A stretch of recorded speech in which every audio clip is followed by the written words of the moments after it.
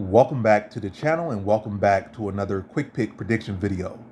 In this video, I'll be predicting the welterweight bout between Danny Roberts versus Jonny Parsons.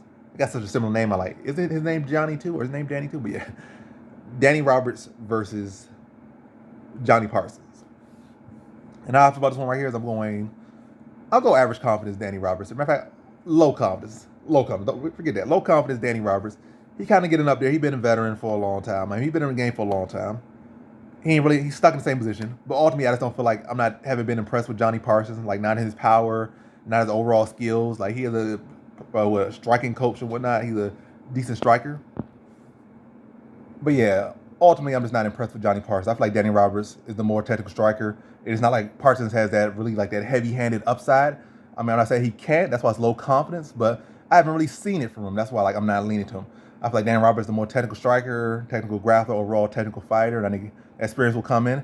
And also, it's not like Jonny Parsons is a real aggressive young fighter that has such a phenom, or such a standout fighter, such a standout technician. Nothing stand out about him.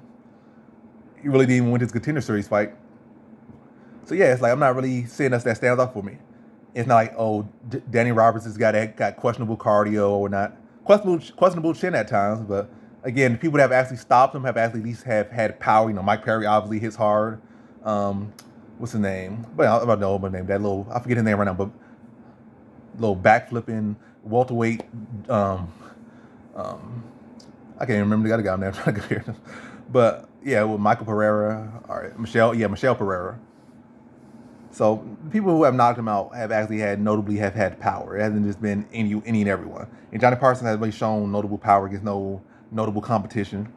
Obviously, he don't got pillow hands, but nothing super notable about his power or nothing. And yeah, I just think Danny Roberts overall just is a more technical fighter.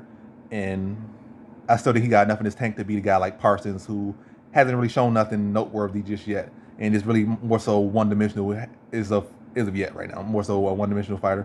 Obviously, he's not purely one-dimensional, but as far as real threats, only like a one-dimensional true threat.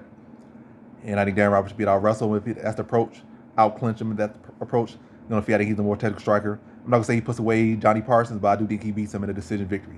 Probably going to be a pretty close competitive striking matchup with some clinches mixed in there, a couple takedowns taken there, but mostly probably 85% of this fight probably going to be taking place on the feet and probably like 60% at striking range. So I think Danny Roberts still will be able to do enough to beat Jonny Parsons. So in this one, I have Danny Roberts via decision.